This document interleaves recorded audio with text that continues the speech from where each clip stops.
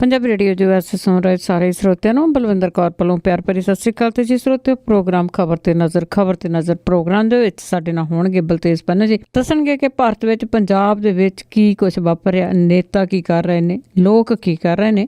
ਕਰਾਂਗੇ ਗੱਲਬਾਤ ਕਰਨ ਤੋਂ ਪਹਿਲਾਂ ਧੰਨਵਾਦ ਕਰਨਾ ਚਾਹੁੰਦੇ ਸਾਡੇ ਸਪਾਂਸਰ ਜਿਨ੍ਹਾਂ ਨੇ ਇਸ ਪ੍ਰੋਗਰਾਮ ਨੂੰ ਸਪਾਂਸਰ ਕੀਤਾ, ਆਪ ਸਭ ਤੱਕ ਪਹੁੰਚਾਇਆ ਜੀ। ਸਤਨਾਮ ਸਿੰਘ ਜੀ ਗੈਲ ਸਲਮਾ ਤੋਂ, Ishanjit Singh Kaloti Yuba City, Gurdeep Singh Pirdi Columbus, Khalsa insurance agency 4082722500 San Jose ਤੋਂ, ਸਰਬਜੀਤ ਸਿੰਘ ਚੋਕਰ ਟਰਲੇ। ਬਹੁਤ ਇਹਨਾਂ ਦੇ ਧੰਨਵਾਦੀ, ਇਹਨਾਂ ਨੇ ਇਸ ਪ੍ਰੋਗਰਾਮ ਨੂੰ ਸਪਾਂਸਰ ਕੀਤਾ, ਆਪ ਸਭ ਤੱਕ ਪਹੁੰਚਾਇਆ ਜੀ। ਸਾਡੇ ਨਾਲ ਜੁੜ ਚੁੱਕੇ ਨੇ ਬਲਤੇਜ ਪੰਨੂ ਜੀ, ਸਤਿ ਸ਼੍ਰੀ ਅਕਾਲ, ਸਵਾਗਤ ਹੈ ਜੀ। ਸਤਿ ਸ਼੍ਰੀ ਅਕਾਲ ਜੀ, ਧੰਨਵਾਦ ਜੀ, ਬਹੁਤ ਮਿਹਰਬਾਨੀ ਜੀ।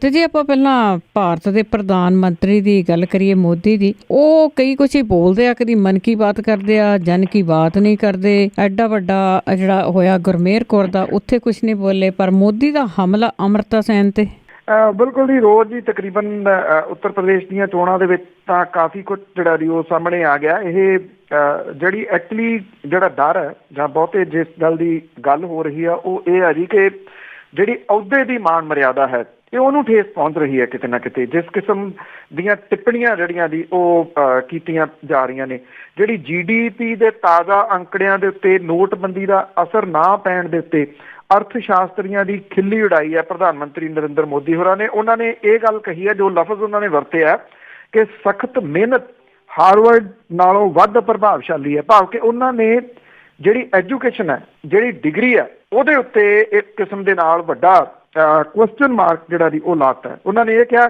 ਕਿ ਨੋਟਬੰਦੀ ਦੇ ਵਿਰੋਧੀ ਜਿਹੜੇ ਨੇ ਉਹ ਹਾਰਵਰਡ ਦੇ ਲੋਕਾਂ ਦੇ ਵਿਚਾਰਾਂ ਦੀ ਗੱਲ ਕਰਦੇ ਨੇ, ਜਦੋਂ ਕਿ ਦੂਜੇ ਪਾਸੇ ਇੱਕ ਗਰੀਬ ਆਦਮੀ ਦਾ ਪੁੱਤ ਹੈ ਜਿਹੜਾ ਆਪਣੀ ਸਖਤ ਮਿਹਨਤ ਨਾਲ ਅਰਥਚਾਰੇ ਦੇ ਵਿੱਚ ਸੁਧਾਰ ਕਰ ਰਿਹਾ। ਔਰ ਉਹਨੇ ਕਿਹਾ ਕਿ ਸਖਤ ਮਿਹਨਤ ਹਾਰਵਰਡ ਨਾਲੋਂ ਕਿਤੇ ਵੱਧ ਜਿਹੜੀ ਆ ਉਹ ਪ੍ਰਭਾਵਸ਼ਾਲੀ ਹੈ। ਜੇ ਮੈਂ ਕਿਹਾ ਜੀ ਕਿ ਇਹ ਟਿੱਪਣੀ ਐਕਚੁਅਲੀ ਐਜੂਕੇਸ਼ਨ ਸਿਸਟਮ ਦੇ ਉੱਤੇ ਜਾਂ ਜਿਹੜੇ ਲੋਕ ਐਜੂਕੇਟਡ ਨੇ ਉਹਨਾਂ ਦੀ ਹੈ। ਹੁਣ ਜਿਹੜੇ ਪਿੱਛੇ ਦੇ ਇੱਕ ਪੱਤਰਕਾਰ ਨੇ ਜਿਨ੍ਹਾਂ ਨੇ ਇੱਕ ਵਾਇਰ ਸ਼ੁਰੂ ਕੀਤੀ ਹੋਈ ਆ, ਨੋਨ ਪੱਤਰਕਾਰ ਨੇ, ਉਹਨਾਂ ਨੇ ਵੀ ਆਪਣੀ ਟਿੱਪਣੀ ਦੇ ਵਿੱਚ ਜਿਹੜੀ ਗੱਲ ਕਹੀ ਸੀ ਨਾ, ਅਸਲ ਦੇ ਵਿੱਚ ਮੋਦੀ ਸਾਹਿਬ ਦੀ ਜਿਹੜੀ ਟਿੱਪਣੀ ਆ ਉਹਦਾ ਉਹ ਜਵਾਬ ਹੋ ਸਕਦਾ। ਉਹ ਕਹਿੰਦੇ ਕਿ ਪ੍ਰਧਾਨ ਮੰਤਰੀ ਕਹਿੰਦੇ ਆ ਕਿ ਇਹ ਨੋਟਬੰਦੀ ਜਿਹੜੀ ਆ ਬਹੁਤੇ ਅਰਥ ਸ਼ਾਸਤਰੀਆਂ ਨੂੰ ਸਮਝ ਨਹੀਂ ਲੱਗੀ। ਉਹ ਕਹਿੰਦੇ ਵਾਕਿਆ ਹੀ ਸਹੀ ਗੱਲ ਹੈ, ਬਹੁਤੇ ਅਰਥ ਸ਼ਾਸਤਰੀਆਂ ਨੂੰ ਵਾਕਿਆ ਹੀ ਇਹ ਸਮਝ ਨਹੀਂ ਲੱਗੀ ਕਿ ਕੀਤਾ ਕੀ ਆ। ਕਿਉਂਕਿ ਜਿਹੜੇ ਲੋਕ ਪੜ੍ਹ ਲਿਖ ਕੇ ਕਿਸੇ ਅਹੁਦੇ ਦੇ ਉੱਤੇ ਪਹੁੰਚੇ ਨੇ, ਅਰਥ ਸ਼ਾਸਤਰੀ ਨੇ, ਜਿਨ੍ਹਾਂ ਕੋਲੇ ਡਿਗਰੀਆਂ ਨੇ, ਤੁਸੀਂ ਉਹਨਾਂ ਨੂੰ ਏਦਾਂ ਕਿਵੇਂ ਕੱਟ ਸਕਦੇ ਹੋ ਜੀ। ਹੁਣ ਜੇ ਪ੍ਰਧਾਨ ਮੰਤਰੀ ਨਰਿੰਦਰ ਮੋਦੀ ਹੋਰੀ ਜਾਂ ਅੰਮ੍ਰਿਤਾ ਸੇਨ ਹੋਰਾਂ ਨੂੰ ਏਦਾਂ ਕੱਟਿਆ ਜਾਵੇ ਕਿ ਉਹਨਾਂ ਦੀਆਂ ਡਿਗਰੀਆਂ ਜਿਹੜੀਆਂ ਜੀ ਉਹ ਕਿਸੇ ਕੰਮ ਦੀਆਂ ਨਹੀਂ, ਮੇਰੀ ਮਿਹਨਤ ਜਿਹੜੀ ਆ ਉਹ ਕੰਮ ਦੀ ਆ, ਤਾਂ ਮੇਰਾ ਖਿਆਲ ਜਿਹੜਾ ਜੀ ਹੱਸਿਆ ਜਾ ਸਕਦਾ ਇਹਦੇ ਉੱਤੇ। ਇਸ ਤੋਂ ਵੱਧ ਤਾਂ ਹੋਰ ਕੁਝ ਨਹੀਂ ਕਿਹਾ ਜਾ ਸਕਦਾ ਜੀ। ਹਾਰਵਰਡ ਯੂਨੀਵਰਸਿਟੀ ਦੇ ਅਰਥ ਸ਼ਾਸਤਰੀ ਤੇ ਫਲਸਫੇ ਬਾਰੇ ਪ੍ਰੋਫੈਸਰ, ਨੋਬਲ ਪੁਰਸਕਾਰ ਜੇਤੂ ਅੰਮ੍ਰਿਤਾ ਸੇਨ ਦੇ ਉਹਦੇ ਜਿਹੜਾ ਜੀ ਉਹਨੇ ਪਿਛਲੇ ਦਿਨਾਂ ਬਿਆਨ ਦਿੱਤਾ ਸੀ, ਉਹਦੇ ਉੱਤੇ ਆਈ ਆ, ਜਿਹਦੇ ਵਿੱਚ ਉਹਨਾਂ ਨੇ ਇਹ ਕਿਹਾ ਸੀਗਾ ਕਿ ਨੋਟਬੰਦੀ ਨੂੰ ਭਰੋਸੇ ਉੱਤੇ ਆਧਾਰਿਤ ਅਰਥਚਾਰੇ ਦੀਆਂ ਜੜ੍ਹਾਂ ਪੁੱਟਣ ਵਾਲਾ ਤਾਨਾਸ਼ਾਹੀ ਕਦਮ ਉਹਨਾਂ ਨੇ ਇਹਨੂੰ ਕਿਹਾ ਸੀਗਾ। ਬਿਲਕੁਲ ਜੀ, ਜਿਹੜੀ ਠੀਕ ਗੱਲ ਆ ਉਹ ਤਾਂ ਉਹਨਾਂ ਨੂੰ ਪਚਦੀ ਨਹੀਂ ਗੀ ਨਾ, ਕੋਈ ਕਹਿ ਕਿਸ ਤਰ੍ਹਾਂ ਜਾਊਗਾ। ਅੱਗੇ ਆਪਾਂ ਗੁਰਮੇਹਰ ਕੌਰ ਦੀ ਗੱਲ ਕਰੀਏ। ਜਲੰਧਰ ਪੁਲਿਸ ਨੇ ਉਹਨਾਂ ਨੂੰ ਛਤਰੀ ਤਾਣੀ ਜੀ ਉਹਨਾਂ ਤੇ ਸੁਰੱਖਿਆ ਦੀ। ਐਕਚੁਅਲੀ ਇਹ ਮਾਮਲਾ ਜਿਹੜਾ ਜੀ ਇਹ ਠੰਡਿਆਂ ਪੈਣ ਦੀ ਜਗ੍ਹਾ ਹੋਰ ਭਖਦਾ ਜਾ ਰਿਹਾ। ਕੱਲ੍ਹ ਵੀ ਦਿੱਲੀ ਦੇ ਵਿੱਚ ਜਿਹੜੇ ਟੀਚਰ, ਪ੍ਰੋਫੈਸਰ ਨੇ, ਵੱਖ-ਵੱਖ ਕਾਲਜਸ ਦੇ, ਯੂਨੀਵਰਸਿਟੀਜ਼ ਨੇ, ਉਹ ਸਾਰੇ ਦੇ ਸਾਰੇ ਜਿਹੜਾ ਜੀ ਉਹ ਗੁਰਮੇਹਰ ਦੇ ਹੱਕ ਦੇ ਵਿੱਚ ਆਏ ਨੇ। ABVP ਦੀ ਗੁੰਡਾਗਰਦੀ ਦੇ ਖਿਲਾਫ ਜਿਹੜਾ ਜੀ ਉਹ ਉੱਠ ਕੇ ਖੜੇ ਹੋਏ ਨੇ। ਸ਼ਾਇਦ ਪਤਾ ਨਹੀਂ ਸੀਗਾ ਇਹਨਾਂ ਨੂੰ ਵੀ ਕਿ ਇਹ ਮਾਮਲਾ ਇੱਥੋਂ ਤੱਕ ਪਹੁੰਚ ਸਕਦਾ ਹੈ। ਕਿਰਨ ਰਿਜੀਜੂ ਜਿਹੜਾ ਜੀ ਉਹ ਹੁਣ ਕਹਿੰਦਾ ਫਿਰਦਾ ਕਿ ਮੈਂ ਇਹ ਟਿੱਪਣੀ ਗੁਰਮੇਹਰ ਤੇ ਨਹੀਂ ਸੀ ਕੀਤੀ, ਮੈਂ ਇਹ ਟਿੱਪਣੀ ਖੱਬਿਆਂ ਸੱਜਿਆਂ ਦੇ ਉੱਤੇ ਕੀਤੀ ਸੀ। ਕ੍ਰਿਕਟਰ ਵਰਿੰਦਰ ਸਹਿਵਾਗ ਜਿਹੜਾ ਜੀ ਬੋਲਦਾ ਫਿਰਦਾ ਸੀਗਾ ਕਿ ਇਹ ਰਨ ਜਿਹੜੇ ਆ ਜੀ ਮੇਰੇ ਬੱਲੇ ਨੇ ਬਣਾਏ ਆ, ਮੈਂ ਨਹੀਂ ਬਣਾਏ। ਉਹ ਹੁਣ ਕਹਿੰਦਾ ਜੀ ਕਿ ਮੈਂ ਇਹ ਟਿੱਪਣੀ ਗੁਰਮੇਹਰ ਦੇ ਉੱਤੇ ਨਹੀਂ ਸੀ ਕੀਤੀ। ਇਹ ਸਾਰੇ ਬੈਕਅਪ ਕਰ ਰਹੇ ਆ। ਦੂਜੇ ਪਾਸੇ ਇੱਕ ਹੋਰ ਮੂੰਹ ਪਾਟੇ ਵਾਲਾ ਜਿਹੜਾ ਜੀ ਇਹਨਾਂ ਦਾ ਨੇਤਾ ਹੈ, ਹਰਿਆਣੇ ਦਾ ਜਿਹੜਾ ਕਿ ਮੰਤਰੀ ਹੈ ਇੱਥੇ, ਉਹਦੀ ਜਿਹੜੀ ਟਿੱਪਣੀ ਆ ਜੀ ਉਹ ਆ ਗਈ ਆ। ਉਹ ਕਹਿੰਦਾ ਜਿੰਨੇ ਗੁਰਮੇਹਰ ਦੇ ਹੱਕ ਦੇ ਵਿੱਚ ਬੋਲ ਰਹੇ ਆ ਇਹਨਾਂ ਨੂੰ ਚੁੱਕ ਕੇ ਮੁਲਕ ਤੋਂ ਬਾਹਰ ਸੁੱਟ ਦਿਓ। ਤੋ ਉਹਨੂੰ ਕਹਿਣਾ ਤਾਂ ਇਹ ਚਾਹੀਦਾ ਨਾ ਕਿ ਇਹ ਕੰਮ ਤੂੰ ਕਰ, ਆ ਕੇ ਇਕੱਲੇ ਬੰਦੇ ਨੂੰ ਫੜ ਤੇ ਚੁੱਕ ਕੇ ਬਾਹਰ ਜਿਹੜਾ ਦੀ ਉਹ ਸੁੱਟੀ ਚੱਲ, ਕਿਹਨੂੰ ਕਹਿ ਰਿਹਾ ਕਿ ਚੁੱਕ ਕੇ ਜਿਹੜਾ ਉਹ ਸੁੱਟ ਦਿਓ। ਜਲੰਧਰ ਦੀ ਪੁਲਿਸ ਨੇ ਜਿਹੜੀਆਂ ਧਮਕੀਆਂ ਲਗਾਤਾਰ ਆ ਰਹੀਆਂ, ਕਿਉਂਕਿ ਗੁਰਮੇਹਰ ਜਿਹੜੀ ਹੈ ਉਹ ਦਿੱਲੀ ਛੱਡ ਕੇ ਜਲੰਧਰ ਆ ਗਈ ਆਪਣੇ ਘਰ, ਇੱਥੇ ਉਹਦੇ ਘਰ ਦੇ ਬਾਹਰ ਸੁਰੱਖਿਆ ਜਿਹੜੀ ਉਹ ਤਾਣੀ ਆ। ਕੁਝ ਮਿੰਟ ਦੇ ਵਾਸਤੇ ਉਹਨੇ ਜਿਹੜਾ ਦੀ ਬਾਹਰ ਆ ਕੇ ਮੀਡੀਆ ਦੇ ਮੁਖਾਤਬ ਹੋਈ ਔਰ ਉਹਨੇ ਇਹ ਕਿਹਾ ਕਿ ਮੈਂ ਜੋ ਕਹਿਣਾ ਸੀਗਾ ਉਹ ਕਹਿ ਦਿੱਤਾ, ਹੁਣ ਇਸ ਤੋਂ ਅੱਗੇ ਜਿਹੜਾ ਦੀ ਉਹਨੇ ਰਿਕੁਐਸਟ ਕੀਤੀ ਆ ਮੀਡੀਆ ਨੂੰ ਕਿ ਉਹਦੇ ਘਰ ਨੂੰ ਜਿਹੜਾ ਦੀ ਉਹ ਛੱਡ ਦਿੱਤਾ ਜਾਵੇ, ਹੁਣ ਇਹ ਕੈਮਰੇ ਇੱਥੋਂ ਮੂਵ ਕਰ ਲਏ ਜਾਣ। ਉਹਨੇ ਇਹ ਕਿਹਾ ਕਿ ਉਹ ਪੜ੍ਹਨ ਦੇ ਉੱਤੇ ਆਪਣਾ ਧਿਆਨ ਕੇਂਦਰਿਤ ਕਰਨਾ ਚਾਹੁੰਦੀ ਆ। ਉਹਨੇ ਇਹ ਗੱਲ ਕਹੀ ਆ ਕਿ ਜਿਹੜਾ ਇਸ਼ੂ ਮੈਂ ਉਭਾਰਨਾ ਸੀ, ਜਿਹੜਾ ਮੁੱਦਾ ਮੈਂ ਉਭਾਰਨਾ ਸੀ, ਉਹਦੇ ਉੱਤੇ ਮੈਂ ਕਾਇਮ ਆ, ਮੈਂ ਉਹ ਉਭਾਰ ਦਿੱਤਾ। ਅੱਗੋਂ ਲੋਕਾਂ ਦੀ ਜ਼ਿੰਮੇਵਾਰੀ ਆ ਕਿ ਇਹਨੂੰ ਕਿਸੇ ਤਰੀਕੇ ਦੇ ਨਾਲ ਅੱਗੇ ਉਹ ਤੋਰੀ ਰੱਖਣ। ਸੋ ਦੇਖਣਾ ਇਹ ਹੋਊਗਾ ਜੀ ਕਿ ਇਹ ਮਸਲਾ ਜਿਹੜਾ ਜੀ ਇਹ ਠੰਡਾ ਪੈਂਦਾ ਜਾਂ ਹੋਰ ਵੱਧਦਾ। ਠੰਡਾ ਪੈਣ ਦੇ ਆਸਾਰ ਜਿਹੜੇ ਨੇ ਜੀ ਉਹ ਬਹੁਤ ਘੱਟ ਨਜ਼ਰ ਆ ਰਹੇ ਨੇ, ਖਾਸ ਤੌਰ ਦੇ ਉੱਤੇ ਦਿੱਲੀ ਦੇ ਵਿੱਚ ਇਹ ਮਸਲਾ ਜਿਹੜਾ ਜੀ ਇੱਕ ਕਿਸਮ ਦੇ ਨਾਲ ਰਾਜਨੀਤਿਕ ਮਸਲਾ ਬਣ ਕੇ ਉੱਭਰ ਆਇਆ ਔਰ ਜਿਹੜੀਆਂ ਸਟੂਡੈਂਟ ਯੂਨੀਅਨ ਨੇ ਉਹ ਵੱਡੇ ਪੱਧਰ ਦੇ ਉੱਤੇ ਨਾ ਸਿਰਫ ਦਿੱਲੀ ਬਲਕਿ ਦੂਜੇ ਰਾਜਾਂ ਦੇ ਵਿੱਚ ਵੀ ਇਹਦਾ ਵਿਰੋਧ ਕਰ ਰਹੀਆਂ ਨੇ। ਅੱਜ ਜਲੰਧਰ ਦੇ ਵਿੱਚ ਵੀ ਇੱਕ ਵੱਡਾ ਜਿਹੜਾ ਜੀ ਰੋਸ ਮੁਜ਼ਾਹਰਾ ਯੂਥ ਦੇ ਵੱਲੋਂ ਰੱਖਿਆ ਗਿਆ ਗੁਰਮੇਹਰ ਕੌਰ ਦੇ ਹੱਕ ਦੇ ਵਿੱਚ ਜੀ। ਤੇ ਅੱਗੇ ਆਪਾਂ ਗੱਲ ਕਰਦੇ ਹਾਂ ਕਿ ਸਰਕਾਰ ਨੇ 4 ਹਿੰਦੂ ਨੇਤਾਵਾਂ ਨੂੰ ਬੁਲਟ ਪ੍ਰੂਫ ਗੱਡੀਆਂ ਦੇ ਦਿੱਤੀਆਂ। ਕਿਉਂਕਿ ਐਕਚੁਅਲੀ ਇਹ ਜਿਹੜੀ ਇਹਨਾਂ ਦੀ ਥੋੜੀ ਜਿਹੀ ਸਮਝ ਤੋਂ ਪਰੇ ਵਾਲੀ ਗੱਲ ਆ। ਹਾਂ, ਇੰਨਾ ਜ਼ਰੂਰ ਹੈ ਕਿ ਜਿਹੜਾ ਕੱਲ ਇੱਥੇ ਸਮਝੌਤਾ ਕੀਤਾ ਗਿਆ ਡੇਰਾ ਪ੍ਰੇਮੀਆਂ ਦੇ ਨਾਲ, ਜਿਹੜੇ 10-10 ਲੱਖ ਰੁਪਏ ਦੋ ਨੂੰ ਦਿੱਤੇ ਗਏ ਆ, 2 ਨੌਕਰੀਆਂ ਦਿੱਤੀਆਂ ਗਈਆਂ, ਉੱਥੇ ਜਿਹੜੇ ਹਰਦੀਪ ਸਿੰਘ ਢਿੱਲੋਂ ਨੇ DGP ਕ੍ਰਾਈਮ ਜਿਹੜੇ ਨੇ ਉਹਨਾਂ ਦਾ ਜਿਹੜਾ ਬਿਆਨ ਹੈ ਜੀ ਮੇਰਾ ਖਿਆਲ ਇਹਦੇ ਨਾਲ ਥੋੜਾ ਜਿਹਾ ਜੁੜਦਾ ਕਿਤੇ ਦੇਖਿਆ ਜਾ ਸਕਦਾ। ਉਹਨਾਂ ਨੇ ਉੱਥੇ ਗੱਲ ਕਹੀ ਆ ਕਿ ਜਿਹੜਾ ਡੇਰਾ ਪ੍ਰੇਮੀਆਂ ਦੇ ਉੱਤੇ ਇਹ ਹਮਲਾ ਇਹ ਵਿਦੇਸ਼ੀ ਤਾਕਤਾਂ ਦੀ ਸਾਜ਼ਿਸ਼ ਹੈ। ਵਿਦੇਸ਼ੀ ਤਾਕਤਾਂ ਕੌਣ ਨੇ ਇਹਦਾ ਖੁਲਾਸਾ ਤਾਂ ਉਹਨਾਂ ਨੇ ਨਹੀਂ ਕੀਤਾ। ਸ਼ਾਇਦ ਕਿਤੇ ਨਾ ਕਿਤੇ ਉਹ ਖਾਲਿਸਤਾਨੀਆਂ ਦੇ ਵੱਲ ਨੂੰ ਇਸ਼ਾਰਾ ਜਿਹੜਾ ਉਹ ਕਰ ਰਹੇ ਨੇ। ਮੈਂ ਇਹਨੂੰ ਇਸ ਪੁਆਇੰਟ ਆਫ ਵਿਊ ਦੇ ਨਾਲ ਵੀ ਜੋੜਦਾ ਕਿ ਜਿਹੜੇ ਪ੍ਰਵਾਸੀ ਜਿਨ੍ਹਾਂ ਨੇ ਇੱਥੇ ਆ ਕੇ ਚੋਣਾਂ ਦੇ ਵਿੱਚ ਕੰਮ ਕੀਤਾ, ਇਹ ਕਿਤੇ ਨਾ ਕਿਤੇ ਉਸ ਪਾਸੇ ਵੱਲ ਨੂੰ ਵੀ ਇਸ਼ਾਰਾ ਜਿਹੜਾ ਜੀ ਉਹ ਹੋ ਸਕਦਾ ਹੈ। ਦੇਖੋ ਸੰਭਾਵੀ ਰੂਪ 'ਚ ਹੈ, ਆਉਣ ਵਾਲੇ ਦਿਨਾਂ ਦੇ ਵਿੱਚ ਇਹਦਾ ਕੀ ਨਿਕਲਦਾ ਉਹ ਦੇਖਦੇ ਹਾਂ। ਉਧਰ ਸੂਬੇ ਦੇ ਵਿੱਚ ਜਿਹੜੇ ਹਿੰਦੂ ਭਾਈਚਾਰੇ ਦੇ ਆਗੂ ਨੇ ਉਹਨਾਂ ਦੇ ਉੱਤੇ ਲਗਾਤਾਰ ਹੋ ਰਹੇ ਹਮਲਿਆਂ ਤੋਂ ਬਾਅਦ ਸੂਬੇ ਦੀ ਸਰਕਾਰ ਨੇ ਸੂਬੇ ਦੇ ਵਿੱਚ 4 ਹਿੰਦੂ ਭਾਈਚਾਰੇ ਦੇ ਆਗੂਆਂ ਦੀ ਸੁਰੱਖਿਆ ਦੇ ਵਿੱਚ ਵਾਧਾ ਕਰਦਿਆਂ ਉਹਨਾਂ ਨੂੰ ਬੁਲਟ ਪ੍ਰੂਫ ਕਾਰਾਂ ਦੇ ਦਿੱਤੀਆਂ ਨੇ। ਖੁਫੀਆ ਵਿਭਾਗ ਦੀ ਜਿਹੜਾ ਦੀ ਗ੍ਰਹਿ ਵਿਭਾਗ ਦੀ ਜਾਣਕਾਰੀ ਦੇ ਮੁਤਾਬਕ ਜੀ 11 ਮਾਰਚ ਤੱਕ ਜਿਹੜੇ ਇਹ ਹਿੰਦੂ ਭਾਈਚਾਰੇ ਦੇ ਆਗੂ ਨੇ ਇਹਨਾਂ ਦੇ ਉੱਤੇ ਵੱਡਾ ਹਮਲਾ ਕਰਕੇ ਸੂਬੇ ਦਾ ਮਾਹੌਲ ਖਰਾਬ ਹੋ ਸਕਦਾ। ਇਹ ਗੱਲ ਜਿਹੜੀ ਹੈ ਜੀ ਉਹ ਪੁਲਿਸ ਨੇ ਦੱਸੀ ਹੈ। ਸਰਕਾਰ ਨੇ ਲੁਧਿਆਣਾ, ਪਟਿਆਲਾ ਤੇ ਰੋਪੜ ਦੇ 4 ਹਿੰਦੂ ਭਾਈਚਾਰੇ ਦੇ ਆਗੂਆਂ ਦੀ ਸੁਰੱਖਿਆ ਦੇ ਵਿੱਚ ਵਾਧਾ ਕਰਕੇ ਉਹਨਾਂ ਨੂੰ ਬੁਲਟ ਪ੍ਰੂਫ ਅੰਬੈਸਡਰ ਕਾਰਾਂ ਦਿੱਤੀਆਂ ਨੇ। ਲੁਧਿਆਣੇ ਦੇ ਵਿੱਚ ਸ਼ਿਵ ਸੈਨਾ ਦੇ ਸੂਬਾ ਪ੍ਰਧਾਨ ਸੂਬਾ ਚੇਅਰਮੈਨ ਰਾਜੀਵ ਟੰਡਨ, ਰੋਪੜ ਤੋਂ ਸ਼ਿਵ ਸੈਨਾ ਦਾ ਹੀ ਆਗੂ ਆ ਸੰਜੀਵ ਘਨੌਲੀ, ਪਟਿਆਲੇ ਤੋਂ ਹਿੰਦੂ ਤਖਤ ਦਾ ਹੈਗਾ ਜੀ ਪੰਚਾਨੰਦ ਗਿਰੀ, ਸ਼ਿਵ ਸੈਨਾ ਹਿੰਦੁਸਤਾਨ ਦਾ ਆਗੂ ਪਵਨ ਗੁਪਤਾ, ਇਹਨਾਂ ਨੂੰ ਇਹ ਕਾਰਾਂ ਦਿੱਤੀਆਂ ਗਈਆਂ ਨੇ। ਕੱਟੜਪੰਥੀਆਂ ਦੇ ਵੱਲੋਂ ਹਿੰਦੂ ਆਗੂਆਂ ਨੂੰ ਧਮਕੀਆਂ ਦੇਣ ਦਾ ਸਿਲਸਿਲਾ ਜਿਹੜਾ ਜੀ ਉਹ ਦੱਸਿਆ ਗਿਆ। ਇਹ ਧਮਕੀਆਂ ਕਿੱਥੋਂ ਆਈਆਂ ਨੇ, ਕਿਹਨਾਂ ਨੇ ਦਿੱਤੀਆਂ ਨੇ, ਇਹਦਾ ਕੋਈ ਖੁਲਾਸਾ ਜਿਹੜਾ ਜੀ ਉਹ ਪੁਲਿਸ ਨੇ ਨਹੀਂ ਦਿੱਤਾ। ਇਹਨਾਂ ਨੂੰ ਬੁਲਟ ਪ੍ਰੂਫ ਕਾਰਾਂ ਜਿਹੜੀਆਂ ਜੀ ਉਹ ਦੇਣੀਆਂ, ਇਹ ਥੋੜਾ ਇਸ ਪੁਆਇੰਟ ਆਫ ਵਿਊ ਦੇ ਨਾਲ ਧਿਆਨ ਦੀ ਮੰਗ ਜਿਹੜਾ ਜੀ ਉਹ ਕਰਦਾ ਕਿ ਕੁਛ ਨਾ ਕੁਛ ਪੰਜਾਬ ਦੇ ਵਿੱਚ ਜੋ ਵੀ ਹੋ ਰਿਹਾ ਜਾਂ ਕੁਛ ਹੋਣ ਵਾਲਾ ਵੀ ਹੋ ਸਕਦਾ ਹੈ। ਬਿਲਕੁਲ ਜੀ, ਕੋਈ ਵੀ ਕਹਿ ਸਕਦਾ ਜੀ ਮੈਨੂੰ ਧਮਕੀ ਮਿਲੀ ਹੈ ਤੇ ਆਪਣੇ ਬੁਲਟ ਪ੍ਰੂਫ ਗੱਡੀ ਵੀ ਲੈ ਸਕਦਾ ਹੈ। ਅੱਗੇ ਇੱਕ ਹਾਈ ਕੋਰਟ ਦੇ ਜੱਜ ਨੇ ਆਪਣੇ ਡਰਾਈਵਰ ਨੂੰ ਤਰੱਕੀ ਦਿੱਤੀ ਸੀਗੀ, ਪਰ ਉਸੇ ਤਰੱਕੀ ਨੂੰ ਦੂਸਰੇ ਜੱਜਾਂ ਨੇ ਰੋਕਿਆ। ਦੇਖੋ ਜੀ, ਇਹ ਬੜਾ ਅਜੀਬੋ-ਗਰੀਬ ਮਾਮਲਾ ਜਿਹੜਾ ਜੀ ਉਹ ਸਾਹਮਣੇ ਆਇਆ। ਪਹਿਲਾਂ ਡਰਾਈਵਰ ਨੂੰ ਸਿੱਧਾ ਸੀਨੀਅਰ ਅਸਿਸਟੈਂਟ, ਉਸ ਤੋਂ ਬਾਅਦ ਸੀਨੀਅਰ ਅਸਿਸਟੈਂਟ ਤੋਂ ਸੁਪਰਡੈਂਟ ਗ੍ਰੇਡ 2 ਸਿੱਧੇ ਪ੍ਰੋਟੋਕਾਲ ਦਾ ਜਿਹੜਾ ਅਫਸਰ ਬਣਾ ਦਿੱਤਾ ਗਿਆ ਸੀਗਾ ਰਾਜਵੀਰ ਸਿੰਘ। ਇਹਦੀ ਨਿਯੁਕਤੀ Punjab and Haryana high court ਨੇ ਹੁਣ ਖਾਰਜ ਕਰ ਦਿੱਤੀ ਹੈ। ਜਸਟਿਸ PB ਬੰਤਰੀ ਨੇ ਜਿਹੜਾ ਜੀ ਇਸ ਪੱਖੋਂ ਇਹ ਫੈਸਲਾ ਜਿਹੜਾ ਜੀ ਬੜਾ ਅਹਿਮ ਹੈ ਕਿ ਉਸ ਵੇਲੇ ਦੇ ਚੀਫ ਜਸਟਿਸ ਤੇ ਹੁਣ ਸੁਪਰੀਮ ਕੋਰਟ ਦੇ ਜੱਜ ਬਣੇ ਜਸਟਿਸ ਸੰਜੇ ਕਿਸ਼ਨ ਕੌਲ ਨੇ ਇਸ ਪ੍ਰਸ਼ਾਸਨਿਕ ਫੈਸਲੇ ਨੂੰ ਜਿਹੜਾ ਕੀਤਾ ਸੀਗਾ ਤੇ ਹੁਣ ਜਿਹੜੇ ਜੱਜ ਨੇ ਉਹਨਾਂ ਨੇ ਇਹ ਖਾਰਜ ਕਰਤਾ। ਜਸਟਿਸ ਸੰਜੇ ਕੌਲ ਉਹਨਾਂ ਨੇ 22 ਜੁਲਾਈ 14 ਨੂੰ ਆਪਣੇ ਫੈਸਲੇ ਦੇ ਵਿੱਚ ਕਿਹਾ ਸੀਗਾ ਕਿ ਰਾਜਵੀਰ 14 ਮਹੀਨੇ ਤੋਂ ਉਹਦੇ ਨਾਲ ਅਟੈਚ ਹੈ, ਉਹਦੇ ਪਿਛਲੇ ਸਰਵਿਸ ਰਿਕਾਰਡ ਨੂੰ ਵੇਖਦਿਆਂ ਹੋਇਆ ਇਹ ਕਿਹਾ ਜਾ ਸਕਦਾ ਹੈ ਕਿ ਉਹ ਕਿਸੇ ਵੀ ਸਥਿਤੀ ਨੂੰ ਸੰਭਾਲਣ ਦੇ ਪੂਰੀ ਤਰੀਕੇ ਦੇ ਨਾਲ ਸਮਰੱਥ ਹੈ।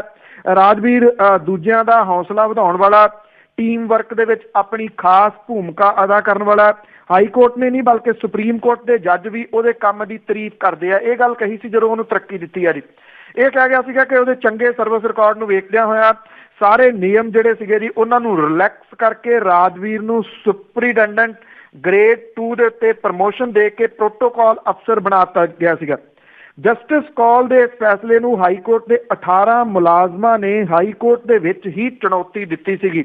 ਉਹਨਾਂ ਨੇ ਕਿਹਾ ਸੀਗਾ ਕਿ ਹਾਈ ਕੋਰਟ ਦੇ ਸੀਨੀਅਰ ਅਸਿਸਟੈਂਟ ਦੇ ਅਹੁਦੇ ਦੇ ਉੱਤੇ ਨੇ ਔਰ ਰਾਜਵੀਰ ਨੂੰ ਸੀਨੀਅਰ ਅਸਿਸਟੈਂਟ ਤੇ ਸਿੱਧੇ ਸੁਪਰੀਡੈਂਡੈਂਟ ਗ੍ਰੇਡ 2 ਦੇ ਪ੍ਰੋਟੋਕਾਲ ਅਫਸਰ ਦੀ ਨਿਯੁਕਤੀ ਦੇਣ ਦੇ ਫੈਸਲੇ ਨੂੰ 171 ਲੋਕਾਂ ਦੀ ਸੀਨੀਅਰਿਟੀ ਜਿਹੜੀ ਹੈ ਜੀ ਉਹਨੂੰ ਅਣਵੇਖਿਆ ਕਰ ਦਿੱਤਾ ਗਿਆ। ਹੁਣ ਇਹ ਸਾਰਾ ਜਿਹੜਾ ਜੀ ਫੈਸਲਾ ਰੱਦ ਕਰ ਦਿੱਤਾ ਗਿਆ ਔਰ ਫੈਸਲਾ ਰੱਦ ਕਰਕੇ ਇਹ ਆਖਿਆ ਗਿਆ ਜੀ ਕਿ ਉਹਨੂੰ ਦੁਬਾਰਾ ਫਿਰ ਜਿਹੜਾ ਜੀ ਉਹ ਥੱਲੇ ਲੈ ਕੇ ਆਇਆ ਜਾਵੇ। ਹੁਣ ਵੇਖਣਾ ਇਹ ਹੋਊਗਾ ਕਿ ਇਹ ਜਿਹੜਾ ਰਾਜਵੀਰ ਹੈ ਜੀ ਇਸ ਫੈਸਲੇ ਨੂੰ ਇੱਥੇ ਮੰਨਦਾ ਜਾਂ ਫਿਰ ਉੱਪਰ ਲੈ ਕੇ ਜਾਂਦਾ। ਪਰ ਇਹ ਆਪਣੇ ਆਪ ਦੇ ਵਿੱਚ ਫੈਸਲਾ ਹੈ ਬੜਾ ਅਜੀਬੋ-ਗਰੀਬ ਕਿ ਇੱਕ ਜੱਜ ਨੇ ਆਪਣੇ ਡਰਾਈਵਰ ਨੂੰ ਕਿਵੇਂ ਤਰੱਕੀਆਂ ਦੇਤੀਆਂ। ਇਹਨਾਂ ਹੈ ਕਿ ਜਿਹੜੇ ਦੂਸਰੇ ਜੱਜ ਆਏ ਉਹਨਾਂ ਨੇ ਸਮਝਿਆ ਕਿ ਇਹ ਤਰੱਕੀਆਂ ਗਲਤ ਸੀਗੀਆਂ ਤੇ ਉਹਨਾਂ ਨੇ ਸਾਰੀਆਂ ਰੱਦ ਕਰਤੀਆਂ ਜੀ।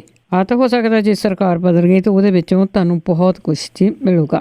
ਤੇ ਅੱਗੇ ਆਪਾਂ ਪਠਾਨਕੋਟ ਦੇ ਨੇੜੇ ਇੱਕ ਪਿੰਡ ਦੀ ਜੇ ਗੱਲ ਕਰੀਏ, ਉਸ ਦੇ ਵਿੱਚ ਇੱਕ ਲੜਕਾ ਲੜਕੀ ਨੂੰ ਭਜਾ ਕੇ ਲੈ ਗਿਆ ਸੀਗਾ, ਪਰ ਭਾਈਚਾਰੇ ਨੇ ਉਸ ਨੂੰ ਇੱਕ ਵੱਖਰੀ ਤਰ੍ਹਾਂ ਦੀ ਸਜ਼ਾ ਦਿੱਤੀ। ਐਕਚੁਅਲੀ ਜੀ ਇਹੋ ਜਿਹੇ ਮਾਮਲੇ ਸਮੇਂ-ਸਮੇਂ ਤੇ ਸਾਹਮਣੇ ਆਉਂਦੇ ਰਹਿੰਦੇ ਆ। ਜਿਹੜੀਆਂ ਪੰਚਾਇਤਾਂ ਇਸ ਤਰ੍ਹਾਂ ਦੇ ਕੁਝ ਅਜੀਬੋ-ਗਰੀਬ ਦੇ ਫੈਸਲੇ ਕਰ ਦਿੰਦੀਆਂ ਨੇ। ਜੇ ਕਾਨੂੰਨ ਦੀ ਕਸੌਟੀ ਤੇ ਵੇਖਿਆ ਜਾਵੇ ਤਾਂ ਇਹ ਫੈਸਲੇ ਹਾਸੋਹੀਣੇ ਵੀ ਹੁੰਦੇ ਨੇ ਤੇ ਨਾਲ ਦੀ ਨਾਲ ਇਹਨਾਂ ਹੈ ਕਿ ਬਹੁਤ ਪਛਾਣ ਖਿੱਚੂ ਫੈਸਲੇ ਵੀ ਹੁੰਦੇ ਨੇ। ਔਰ ਇੱਕ ਕੁੜੀ ਨੂੰ ਭਜਾਉਣ ਦੀ ਸਜ਼ਾ ਦੇ ਤੌਰ ਦੇ ਉੱਤੇ ਬਰਾਦਰੀ ਨੇ ਇੱਕ ਅਜੀਬ ਫੈਸਲਾ ਪਠਾਨਕੋਟ ਦੇ ਜਿਹੜੇ ਕੀਤਾ। ਸਜ਼ਾ ਦੇ ਤੌਰ ਦੇ ਉੱਤੇ ਜਿਹੜਾ ਮੁੰਡਾ ਸੀਗਾ ਜਿਹੜਾ ਭਜਾ ਕੇ ਲਿਆ ਸੀਗਾ ਕੁੜੀ ਨੂੰ, ਉਹਦੀ 9 ਸਾਲ ਦੀ ਭੈਣ ਦਾ ਜਿਹੜਾ ਦੀ ਵਿਆਹ ਹੈ ਉਹ ਕੁੜੀ ਦੇ ਚੌਥੀ ਦੇ ਵਿੱਚ ਪੜ੍ਹ ਰਹੇ ਭਰਾ ਦੇ ਨਾਲ ਜਿਹੜਾ ਜੀ ਉਹ ਤੈਅ ਕਰ ਦਿੱਤਾ। ਜਿਹੜਾ ਵਿਆਹ ਸੀਗਾ ਜੀ ਉਹ ਹੋ ਰਿਹਾ ਸੀਗਾ ਤੇ ਪੁਲਿਸ ਨੇ ਆ ਕੇ ਇਹ ਵਿਆਹ ਰੁਕਵਾਇਆ। ਇਹ ਘਰੋਤਾ ਦਾ ਪਿੰਡ ਚੋਹਾਨਾ ਹੈ ਜਿੱਥੇ ਗੁੱਜਰ ਪਰਿਵਾਰ ਬਹੁਤ ਵੱਡੀ ਗਿਣਤੀ ਦੇ ਵਿੱਚ ਰਹਿੰਦੇ ਨੇ। ਇੱਥੋਂ ਦਾ ਇੱਕ ਮੁੰਡਾ ਜਿਹੜਾ ਸੀਗਾ ਜੀ ਆਪਣੀ ਬਰਾਦਰੀ ਦੀ ਕੁੜੀ ਨੂੰ ਭਜਾ ਕੇ ਲੈ ਗਿਆ। ਕੁੜੀ ਵਾਲਿਆਂ ਦੇ ਪਰਿਵਾਰ ਨੇ ਇਹ ਸ਼ਰਤ ਰੱਖੀ ਕਿ ਜਿਹੜਾ ਮੁੰਡਾ ਹੈ ਉਹਦੀ ਛੋਟੀ ਭੈਣ ਦਾ ਵਿਆਹ ਜਿਹੜਾ ਉਹ ਕੁੜੀ ਦੇ ਭਰਾ ਦੇ ਨਾਲ ਕੀਤਾ ਜਾਵੇ, ਇਹਦੇ ਨਾਲ ਬਦਲਾ ਜਿਹੜਾ ਉਹ ਪੂਰਾ ਹੋਊਗਾ। ਔਰ ਬਰਾਦਰੀ ਦੇ ਸਾਹਮਣੇ ਦੋਵੇਂ ਪਰਿਵਾਰਾਂ ਨੇ ਸਹਿਮਤੀ ਜਤਾਈ। ਚੌਥੀ ਦੇ ਵਿੱਚ ਪੜ੍ਹ ਰਹੇ ਬੱਚਿਆਂ ਦੇ ਵਿਆਹ ਦਾ ਫੈਸਲਾ ਸੁਣਾ ਦਿੱਤਾ ਗਿਆ। ਇਹਨੂੰ 19 ਫਰਵਰੀ ਨੂੰ ਰੋਕਾ ਕੀਤਾ ਗਿਆ ਔਰ ਜਿਹੜੇ ਇੱਥੋਂ ਦੇ ਚਾਈਲਡ ਪ੍ਰੋਟੈਕਸ਼ਨ ਸੀਗੇ ਜੀ ਆਫੀਸਰ, ਉਹਨਾਂ ਨੂੰ ਜਦੋਂ ਪਤਾ ਲੱਗਿਆ ਤਾਂ ਤੁਰੰਤ ਜਿਹੜੀ ਇਹਦੇ ਉੱਤੇ ਰੇਡ ਕੀਤੀ ਗਈ। ਕੇਸ ਜਿਹੜਾ ਦਰਜ ਹੋ ਗਿਆ, ਮਾਮਲਾ ਦਰਜ ਕਰ ਲਿਆ ਗਿਆ, ਵਿਆਹ ਰੁਕਵਾ ਦਿੱਤਾ ਗਿਆ। ਸੋ ਜਿਹੜੀ ਕੁੜੀ ਸੀਗੀ ਜੀ ਉਹ 9 ਸਾਲ ਦੀ ਤੇ ਮੁੰਡਾ ਜਿਹੜਾ ਸੀਗਾ ਜੀ ਉਹ ਵੀ 9 ਸਾਲ ਦਾ ਹੀ ਸੀਗਾ। ਇਹਨਾਂ ਦੋਨਾਂ ਦਾ ਵਿਆਹ ਇਹ ਗੁੱਜਰ ਭਾਈਚਾਰਾ ਜਿਹੜਾ ਕਰ ਰਿਹਾ ਸੀਗਾ, ਜਿਹੜਾ ਇਹ ਕਹਿੰਦਾ ਜੀ ਕਿ ਕਾਨੂੰਨ ਵਗੈਰਾ ਪਾਸੇ ਉਹਨਾਂ ਦਾ ਆਪਣਾ ਕਾਨੂੰਨ ਜਿਹੜਾ ਜੀ ਇੱਥੇ ਲਾਗੂ ਹੋਊਗਾ। ਜੇ ਇਹ ਕੇਸ ਪ੍ਰੂਵ ਹੋ ਜਾਂਦਾ ਤੇ ਇਹਨਾਂ ਨੂੰ 7-7 ਸਾਲ ਦੀ ਸਜ਼ਾ ਹੋ ਸਕਦੀ ਇਹਦੇ ਵਿੱਚ ਜੀ। ਖਬਰ ਹੈ ਕਿੰਨਾ ਕੁ ਕੁਝ ਹੁੰਦਾ ਜੀ ਬਿਨਾਂ ਦੇਖਿਆ। ਤੇ ਅੱਗੇ ਆਪਾਂ ਲੋਕਾਂ ਦੀ ਜੇ ਗੱਲ ਕਰੀਏ ਕਿ ਲੋਕਾਂ ਨੂੰ ਕੋਈ ਆਸ ਨਹੀਂ ਹੈਗੀ ਪੰਜਾਬ ਦੇ ਮਨੁੱਖੀ ਅਧਿਕਾਰ ਸੰਸਥਾ ਤੇ। ਕੁਝ ਮਨੁੱਖੀ ਅਧਿਕਾਰ ਕਮਿਸ਼ਨ ਦੀ ਜਾਂ ਮਨੁੱਖੀ ਅਧਿਕਾਰਾਂ ਦੇ ਜਿਹੜੇ ਕਮਿਸ਼ਨ ਨੇ ਉਹਨਾਂ ਦੀ ਗੱਲ ਆਪਾਂ ਬੜੀ ਵਾਰੀ ਜਿਹੜੀ ਉਹ ਕੀਤੀ ਆ ਕਿ ਹੌਲੀ-ਹੌਲੀ ਸਹੀ ਇਹ ਜਿਹੜੇ ਜੀ ਗਾਇਬ ਹੋ ਰਹੇ ਨੇ ਜਾਂ ਦੂਸਰੇ ਲਫ਼ਜ਼ਾਂ 'ਚ ਕਿਹਾ ਜਾਵੇ ਤਾਂ ਇਹ ਗਾਇਬ ਕਰ ਦਿੱਤੇ ਗਏ ਨੇ। ਮਨੁੱਖੀ ਅਧਿਕਾਰਾਂ ਦੇ ਵਾਸਤੇ ਲੜਨ ਵਾਲੇ ਲੋਕ ਹੁਣ ਕੋਈ ਟਾਵੇਂ ਜਿਹੜਾ ਜੀ ਉਹ ਲੱਭਦੇ ਨੇ, ਡਰਾ ਲਏ ਗਏ ਨੇ, ਖਪਾ ਦਿੱਤੇ ਗਏ ਨੇ। ਮਨੁੱਖੀ ਅਧਿਕਾਰ ਕਮਿਸ਼ਨ ਜਿੱਥੋਂ ਆਸ ਹੁੰਦੀ ਸੀ ਪੁਲਿਸ ਸੁਣਵਾਈ ਨਹੀਂ ਕਰਦੀ ਕਿਤੇ ਨਹੀਂ ਤੇ ਉਹ ਲੋਕ ਇੱਥੇ ਅਪਰੋਚ ਕਰਦੇ ਸੀਗੇ। ਪੰਜਾਬ ਰਾਜ ਮਨੁੱਖੀ ਅਧਿਕਾਰ ਕਮਿਸ਼ਨ ਦੇ ਜੋ ਹਾਲਾਤ ਬਣ ਗਏ ਨੇ ਉਹ ਹਾਸੋਹੀਣੇ ਹੋ ਗਏ ਆ। ਕਮਿਸ਼ਨ ਦੇ ਕੋਲੇ ਹਜ਼ਾਰਾਂ ਕੇਸ ਅਣਸੁਣੇ ਰਹਿ ਗਏ ਨੇ। ਬੀਤੇ ਸਾਲ ਕਮਿਸ਼ਨ ਦੇ ਚੇਅਰਮੈਨ ਸਣੇ ਅਸਾਮੀਆਂ ਜਿਹੜੀਆਂ ਉਹ ਖਾਲੀ ਰਹਿਣ ਕਰਕੇ 3151 ਕੇਸਾਂ ਦੀ ਸੁਣਵਾਈ ਨਹੀਂ ਕੀਤੀ ਗਈ।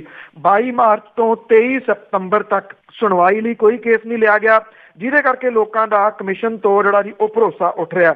ਕਮਿਸ਼ਨ ਦੇ ਕੋਲੇ ਪਿਛਲੇ ਸਾਲਾਂ ਦੇ ਮੁਕਾਬਲੇ ਬੀਤੇ 5 ਸਾਲਾਂ ਦੇ ਦੌਰਾਨ 5000 ਤੋਂ ਘੱਟ ਸ਼ਿਕਾਇਤਾਂ ਆਈਆਂ ਨੇ। ਕਮਿਸ਼ਨ ਦੇ 1997 ਦੇ ਵਿੱਚ ਹੋਂਦ ਦੇ ਵਿੱਚ ਆਉਣ ਤੋਂ ਬਾਅਦ ਸੁਣਵਾਈ ਲਈ 2,45,956 ਕੇਸ ਆ ਚੁੱਕੇ ਨੇ।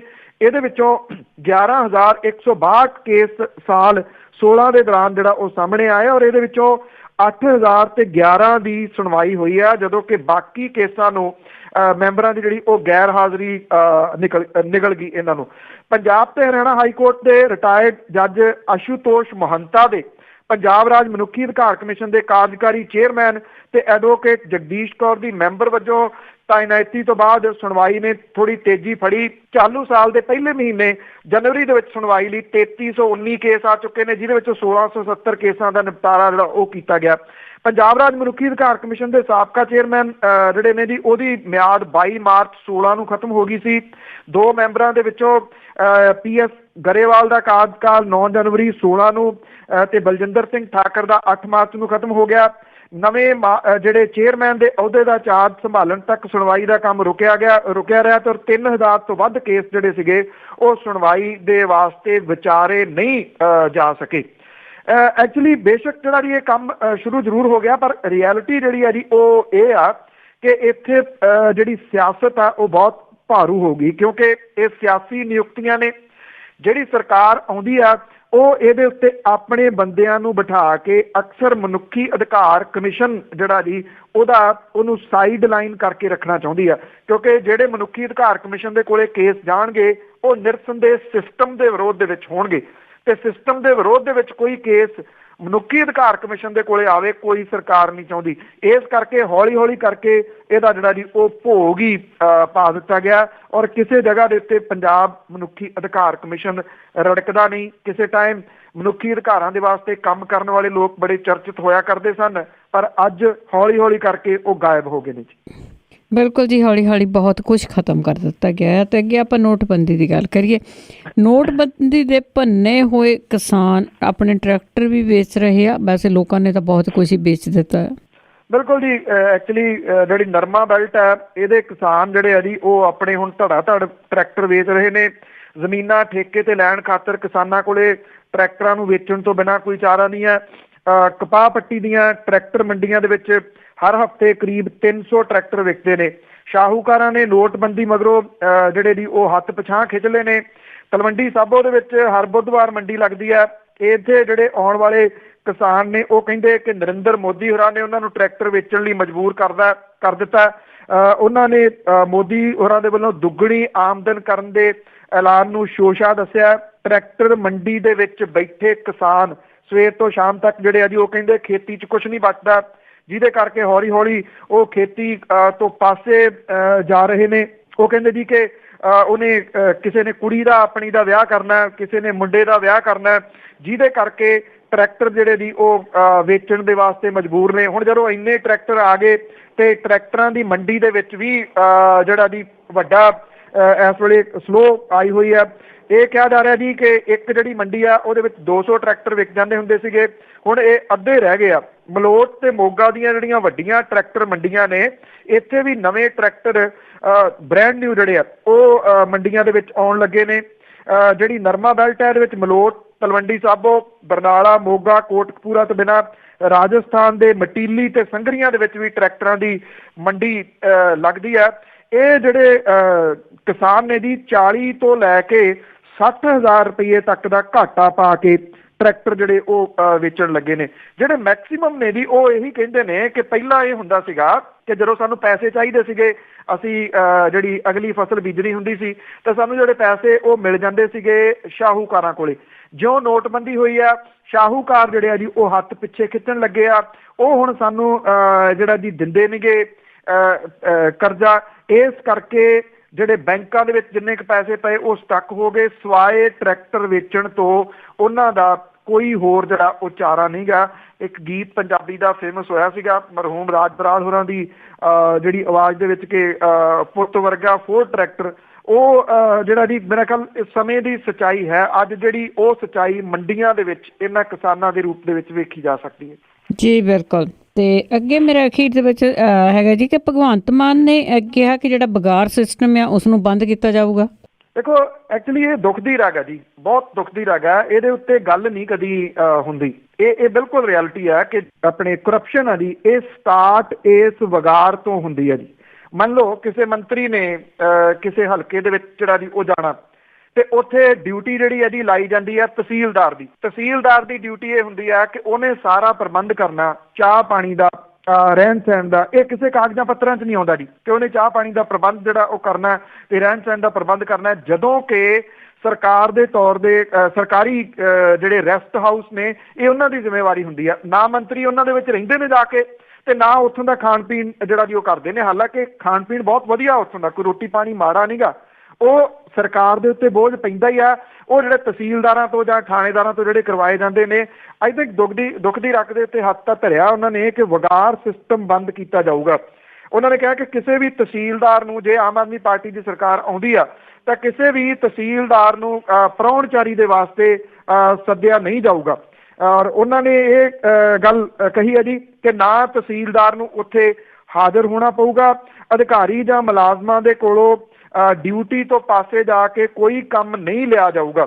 ਉਹਨਾਂ ਨੇ ਕਿਹਾ ਕਿ ਜਿਹੜੇ ਬੇਰੁਜ਼ਗਾਰ ਨੇ ਉਹਨਾਂ ਨੂੰ ਤਿਆਰ ਕੀਤਾ ਜਾਊਗਾ ਚੋਣਾਂ ਦੀ ਡਿਊਟੀ ਦੇ ਵਾਸਤੇ। ਜਦੋਂ ਪੈਸੇ ਹੀ ਦੇਣੇ ਆ ਐਕਸਟਰਾ ਜਿਹੜੇ ਜੀ, ਉਹ ਕਹਿੰਦੇ ਕਿ ਬੇਰੁਜ਼ਗਾਰਾਂ ਨੂੰ ਦਿੱਤੇ ਜਾਣ। ਜਿਹੜੇ ਟੀਚਰ ਨੇ ਉਹਨਾਂ ਤੋਂ ਇਹ ਡਿਊਟੀਆਂ ਨਹੀਂ ਲਈਆਂ ਜਾਣਗੀਆਂ। ਔਰ ਉਹਨਾਂ ਨੇ ਜੇ ਵੈਸੇ ਇਹ ਇੰਪਲੀਮੈਂਟ ਚੀਜ਼ਾਂ ਹੋ ਜਾਂਦੀਆਂ ਨੇ, ਚਲੋ ਟੀਚਰ ਵਾਲਾ ਹੋ ਸਕਦਾ ਕਿ ਕਿਸੇ ਨੂੰ ਇਹ ਲੱਗੇ ਕਿ ਬੜਾ ਔਖਾ ਇਹ ਵੱਡਾ ਕੰਮ ਹੈ, ਪਰ ਜੇ ਵਗਾਰ ਵਾਲੀ ਗੱਲ, ਜੇ ਇਹ ਖਤਮ ਕਰਨ ਦੀ ਗੱਲ ਜਿਹੜੀ ਹੈ ਜੀ ਉਹ ਤੁਰਦੀ ਹੈ ਤੇ ਮੇਰੀ ਚਾਚੇ ਇਹ ਦੁੱਖ ਦੀ ਰਗ ਹੈ ਜੀ। ਇੱਥੋਂ ਕਰਪਸ਼ਨ ਸਟਾਰਟ ਹੁੰਦੀ ਹੈ। ਜਿਸ ਤਹਿਸੀਲਦਾਰ ਨੇ ਇੱਕ ਮੰਤਰੀ ਦੇ ਆਉਣ ਦੇ ਵਾਸਤੇ ਮੰਨ ਲਓ ਉਹਦਾ 50,000 ਰੁਪਇਆ ਖਰਚ ਹੋਣਾ ਜੀ, ਫਿਰ ਉਹ 50,000 ਰੁਪਇਆ ਪੱਲਿਓਂ ਤਾਂ ਪਾਉਂਦਾ ਨਹੀਂ। ਔਰ ਦੂਜੀ ਗੱਲ ਇਹ ਆ ਕਿ ਉਹ 50,000 ਇਕੱਠਾ ਨਹੀਂ ਕਰਦਾ ਜੀ, ਫਿਰ ਉਹ ਲੱਖ ਰੁਪਇਆ ਇਕੱਠਾ ਕਰਦਾ। ਜਿਹੜੀਆਂ ਉਹ ਥੱਲੇ ਡਿਊਟੀਆਂ ਲਾਉਂਦਾ ਕਿ ਤੂੰ ਲੱਖ ਰੁਪਇਆ ਇਕੱਠਾ ਕਰਕੇ ਲਿਆਓ, ਉਹ ਲੱਖ ਰੁਪਇਆ ਇਕੱਠਾ ਨਹੀਂ ਕਰਦੇ, ਉਹ 2 ਲੱਖ ਕਰਦੇ ਆ ਜੀ। ਏਦਾਂ ਇਹ ਚੇਨ ਜਿਹੜੀ ਆ ਉਹ ਚੱਲਦੀ ਆ। ਜੇ ਵਗਾਰ ਸਿਸਟਮ ਦੇ ਉੱਤੇ ਠੱਲ ਪੈਂਦੀ ਹੈ ਤੇ ਨਿਰਸੰਦੇਹ ਇਹ ਕਰਪਸ਼ਨ ਨੂੰ ਠੱਲ ਪਾਉਣ ਵੱਲ ਨੂੰ ਇੱਕ ਵੱਡਾ ਕਦਮ ਜਿਹੜਾ ਉਹ ਕਿਹਾ ਜਾ ਸਕਦਾ ਜੀ। ਜੀ ਬਿਲਕੁਲ ਚਾਹੀਦੀ ਵੀ ਹੈਗੀ ਆ। ਵਗਾਰ ਸਿਸਟਮ ਬਿਲਕੁਲ ਬੰਦ ਹੋਣਾ ਚਾਹੀਦਾ। ਜਿਸ ਤਰ੍ਹਾਂ ਤੁਸੀਂ ਦੱਸਿਆ ਕਿ ਕੀ ਕੁਝ ਕਰਵਾਉਂਦੇ ਅਖੀਰ ਵਿੱਚ ਆਜ਼ਨਾਮਾ ਕਿ ਦਿੱਲੀ ਵਾਲੀ ਕਮੇਟੀ ਦੇ ਚੋਣ ਦੇ ਲਈ ਲੱਗਾ ਸਰਨਿਆਂ ਦਾ ਬਹੁਤ ਜ਼ੋਰ ਬੇਲੀ। ਦਿੱਲੀ ਵਾਲੀ ਕਮੇਟੀ ਦੀ ਚੋਣ ਦੇ ਲਈ ਲੱਗਾ ਸਰਨਿਆਂ ਦਾ ਬਹੁਤ ਜ਼ੋਰ ਬੇਲੀ। ਉਧਰ ਜੀਕੇ ਮਨਜੀਤ ਦੀ ਟੀਮ ਵੱਡੀ ਚੱਲਦੀ ਸੰਭਲ ਕੇ ਰਹੀ ਸੀ ਤੋਰ ਬੇਲੀ। ਸੋਸ਼ਲ ਮੀਡੀਆ ਚੱਲਿਆ ਉਲਟ ਭਾਵੇਂ, ਬਾਹਲਾ ਰਿਹਾ ਸੀ ਪਾਵਦਾ ਸ਼ੋਰ ਬੇਲੀ। ਆਏ ਜਦੋਂ ਨਤੀਜੇ ਤਾਂ ਗੱਲ ਨਿਕਲੀ, ਪੈਂਦੇ ਸ਼ੋਰ ਤੋਂ ਅਸਲ ਸੀ ਹੋਰ ਬੇਲੀ। ਇਸ ਨੂੰ ਵੇਖ ਕੇ ਲੱਗਿਆ ਕਈ ਸੋਚਣ, ਵੇਲਾ ਮੂਹਰੇ ਪੰਜਾਬ ਲਈ ਆਈ ਜਾਵੇ। ਇਸ ਨੂੰ ਵੇਖ ਕੇ ਲੱਗਿਆ ਕਈ ਸੋਚਣ, ਵੇਲਾ ਮੂਹਰੇ ਪੰਜਾਬ ਲਈ ਆਈ ਜਾਵੇ। ਜਿੱਦਾਂ ਹੋਈ ਸੀ 5 ਕੁ ਸਾਲ ਪਹਿਲਾਂ, ਭਾਵੇਂ ਉਹ ਫਿਰ ਖੇਡ ਦੁਹਰਾਈ ਜਾਵੇ। ਜੀ ਥੈਂਕ ਯੂ ਜੀ, ਬਹੁਤ ਬਹੁਤ ਧੰਨਵਾਦ। ਮਿਹਰਬਾਨੀ ਜੀ, ਧੰਨਵਾਦ ਜੀ। ਸਤਿ ਸ਼੍ਰੀ ਅਕਾਲ ਜੀ। ਸਰੋਤੇ ਸਨਪਲ ਤੇਜ ਮੰਨੂ ਜੋ ਸਾਡੇ ਨਾਲ ਜੁੜਦੇ ਨੇ, ਕਰਦੇ ਨੇ ਖਬਰਾਂ। ਹੁਣ ਬਲਵਿੰਦਰ ਕੌਰ ਵੱਲੋਂ ਵੀ ਅਗਲੇ ਬੁਲਟਨ ਤੱਕ ਪਿਆਰ ਭਰੀ ਸਤਿ ਸ਼੍ਰੀ ਅਕਾਲ।